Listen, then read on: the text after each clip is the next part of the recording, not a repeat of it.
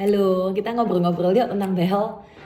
Kita akan merangkum beberapa pertanyaan yang sering banget ditanyain oleh pasien. Jadi mungkin kalian bisa lihat video ini kalau ada pengen tahu lah lebih lanjut tentang behel. Oke, pertama kita kenalan dulu ya. Saya Dr. Adel. Saya Dr. Ya, Lydia. kita ortodontis di Opal Dental. Langsung aja kali ya, pertanyaan yang paling biasanya banyak banget ditanyain pasien tentang behel. Itu biasanya pasien tanya berapa lama sih pakai behel, terus kenapa kok lama banget, bisa nggak dipercepat dok? Ini mau nikah nih ya 6 bulan lagi, bisa nggak ya dok gitu biasanya. Nah biasanya pertanyaan-pertanyaan kayak gitu banyak masuk lewat DM, banyak masuk lewat WA. Nah yang pasti sih itu tergantung kasus ya Lid ya. Ya tergantung kasus. Jadi kalau ditanya bisa nggak dok dicepetin, kita tuh sebenarnya pasti dari awal tuh selalu sudah berusaha untuk mengerjakan kasus-kasus kawat gigi itu secepat mungkin, Seefektif mungkin. Seefektif Kita nggak mungkin. pengen lama-lama. Semakin cepat selesai kita juga happy lihatnya. Jadi memang benar-benar tergantung dari pertama rajin kontrol apa enggak, kemudian kedua jenis kasusnya, Ada kasus ringan, ada kasus berat. kemudian Jenis behel, jenis behel itu juga berpengaruh, terus efektif. Dokternya juga pengaruh sih, kayak dokternya kamu tahu nggak apa yang harus dilakukan. Jadi kalau dokternya bisa efektif, bisa mengaktifkannya juga lebih efektif, otomatis juga harapannya gigimu juga lebih rapinya lebih cepat kayak gitu. Itu kurang lebih jawaban pertanyaan pertama. Terus yang kedua, sering banget juga pasien tanya, dok boleh nggak ya saya pasang atas saja, soalnya atasnya nggak atas aja nih yang rapi, bawahnya rapi-rapi aja gitu. Itu sering banget tanya. Nah sebenarnya kita tuh jarang banget menyarankan pakai behel itu cuma satu rahang aja. Itu biasanya kita bisa kayak gitu untuk kasus-kasus yang tertentu yang benar-benar yang ketika cuma salah satu rahangnya aja yang bermasalah.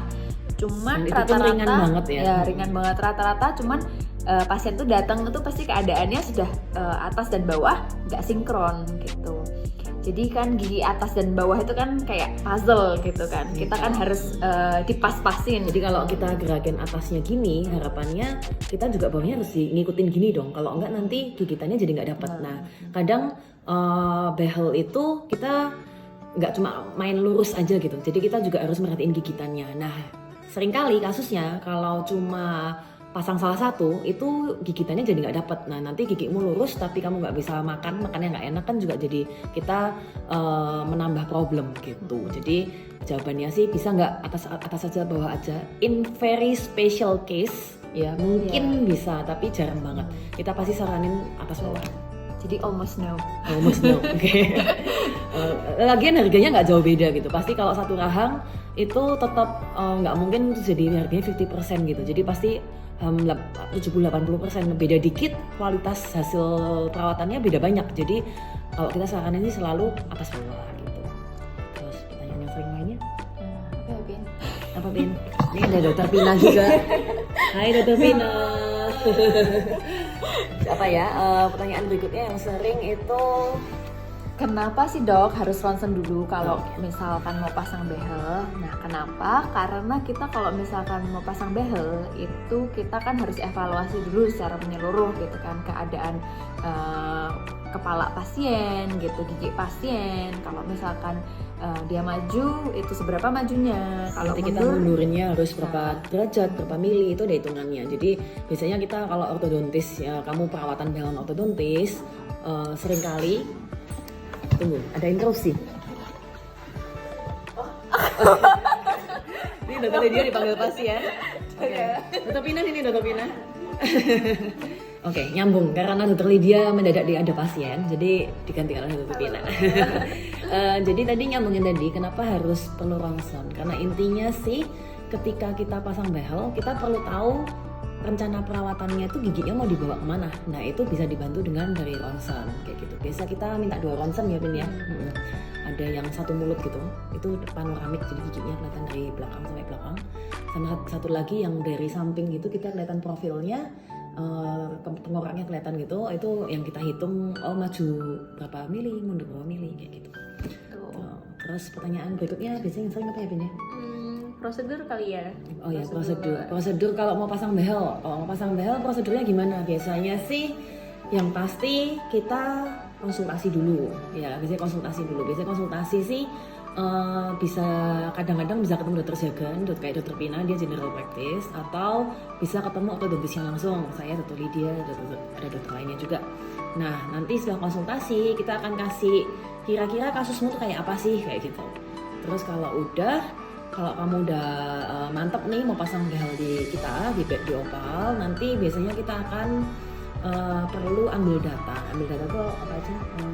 Jadi kalau ambil data itu ada di foto, jadi ada gigi foto dari dalam sini. mulutnya sama foto profil muka.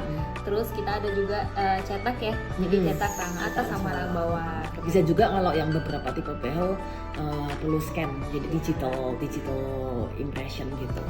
Nah kalau sudah nanti kita biasanya pastiin dulu gigimu itu sehat. Jadi pasti bersihin karang, kalau ada karangnya sama tambal ya, kalau lubang-lubang pasti kita minta tambal dulu. Biasanya ketemu sama dokter lainnya, bukan ortodontisnya. Biasanya yang nambal kayak dokter Pina, biasanya sering bantu untuk nambal, untuk cetak, bersihin karang, atau cabut gigi juga kayak gitu kalau perlu cabut gigi kayak gitu. Nah setelah itu baru deh kita hitung dari ronsennya, cetakan giginya dan lain-lain, baru boleh pasang, janjian untuk pasang kayak gitu. Itu ya. Terus apa lagi? Apalagi ya yang sering ditanyain ya.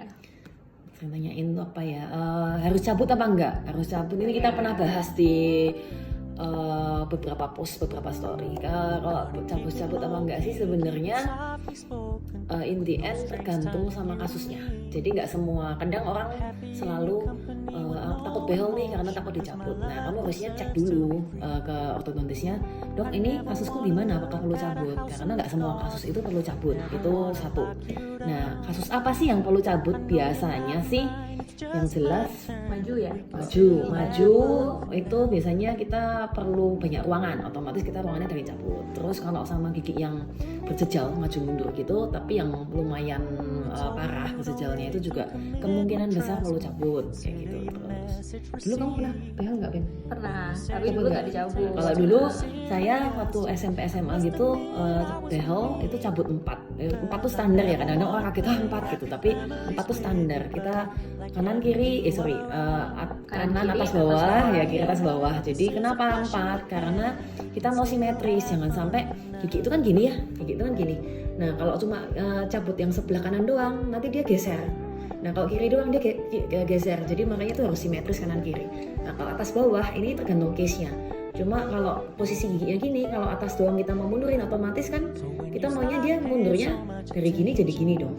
Nah kalau atas doang nanti takutnya jadinya gini, malah jadi istilahnya nyakil. Nah kalau bawah doang nanti malah semakin jauh dong, semakin gini, jadi kan nggak bagus. Nah, jadi pada kasus-kasus standar, kita bilang standar ya, not always, itu biasanya kita maunya gini jadi gini, itu pencabutan 4, 1, 2, 3, 4. Jangan khawatir, cabut gigi itu zaman sekarang totally nggak sakit gitu. Jadi hampir semua pasien kita yang anak-anak juga umur 12 tahun, 13 tahun, oke-oke aja ya Pin ya. Cabut itu dari suntiknya sampai cabutnya, pasca cabutnya mereka nggak terlalu ada keluhan sih.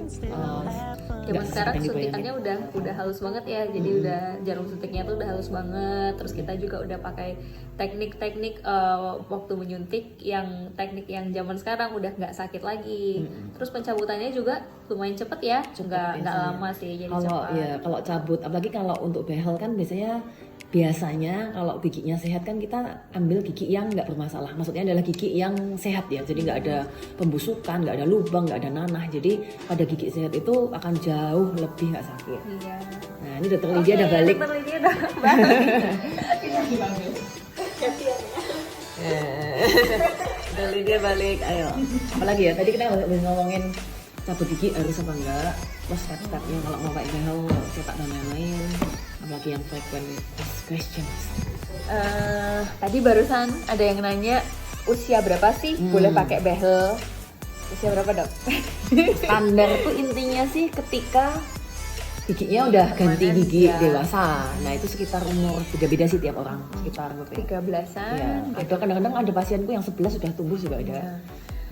Jadi ya kalau memang ragu bisa konsultasi dulu biar ditanyakan kira-kira ini giginya udah tumbuh semua belum, apa udah bisa dipasang behelnya atau belum. Jadi biasanya kita lihat ronsennya juga ya, kita pastiin akar giginya tuh udah apa ya, sempurna gitu, terbentuk sempurna. Itu juga berpengaruh ke waktu yang tepat kapan pasang behel gitu. Tapi di kasus-kasus yang ekstra bisa jadi kita intervensi di umur 9 tahunan ya. Ya kalau misalkan kasus-kasus tertentu, misalkan yang udah terlalu parah banget gitu kan, ada yang kasus-kasus yang ketika tulang rahang atasnya maju banget atau tulang rahang bawahnya maju banget. Nah itu kita mungkin nggak harus nunggu sampai gigi dewasanya tumbuh semua. Kita usahakan waktu dia usia tumbuh kembang itu kita hentikan pertumbuhannya nggak normal itu. Sebelah yang sering. Oh, behel fashion, Dok. Di sini bisa pasang behel fashion nggak ya? Itu pertanyaan cukup sering. Sebenarnya kita bingung ya, kenapa ada istilah behel fashion? Sebenarnya kalau behel itu pada dasarnya fungsinya adalah untuk memperbaiki gigitan, jadi secara fungsi, dan juga memperbaiki estetik. Jadi kalau ditanya behel fashion, kalau memang fungsinya untuk ya kalau behel fashion enggak lah. Jadi behel, yang biasanya orang maksud behel fashion kan orang maunya pasang behel cuma sebagai aksesoris doang. Nah itu kita nggak suggest ya, maksudnya kamu ketika pasang behel itu kamu memang harus ada tujuannya, harus ada masalah yang mau diperbaiki, karena behel dipasang untuk fashion itu nanti giginya malah jadi nggak karuan gitu loh. Kita nggak suggest sama sekali sih behel fashion. Jadi kalau memang kamu perlu behel atau kamu pengen behel, pastikan bahwa perawatan behelmu itu perawatan behel yang benar, bukan abal-abal, bukan yang do it yourself atau bukan yang apa sih tukang behel keliling, salon-salon behel itu nanti nyesel loh di akhirnya gitu. Jadi behel fashion sih buat kita sih a big no-no ya. Gitu. Terus apa lagi? Nanti kalau apa sih yang frequent asked question, nanti beberapa hal udah pernah kita bahas di story, kalian bisa cek di highlight story-nya Opal. Ada behel gammon, behel estetik, behel gigi, kalian bisa lihat di situ. Nanti boleh juga nanti kita masukin kolom question kali ya. Nanti kita bahas lagi kapan-kapan yang kalian mau tahu, kalian mau tanyain. Kalau lebih jelas sih kalau kalian mau, kalian bisa janjian di Opal untuk konsultasi, ngobrol sama kita one on one. Nggak harus langsung pasang behel, nggak jadi pasang behel juga nggak apa-apa. Kita ngobrol, konsul itu biasanya sih biayanya sampai paling mahal 150.000 kalau konsul. Biasanya kalau kita ngelakuin pemeriksaan menyeluruh ada biaya 150.000. Tapi kalau ngobrol-ngobrol cantik sih biasanya bisa juga gratis gitu. Jadi kalian boleh kok janjian untuk make sure nih dok, ini kasusku ini gimana, perlu cabut nggak, boleh bisa nggak, memungkinkan nggak hasilnya bisa jadi kayak gini kayak gitu. Nanti kita akan kasih beberapa alternatif perawatan ABC. Ini kalau cabut kayak gini, kalau nggak cabut kayak gini, kalau pakai ini kayak gini kayak gitu. Jadi feel free to janjian juga, nggak harus jadi, nggak apa-apa. Kita sangat welcome untuk kalian ngobrol-ngobrol, ya nggak? Oke, dah gitu ya. Jadi nanti kapan-kapan kita buat lagi kalau kalian pengen tahu lebih banyak. Oke. Bye.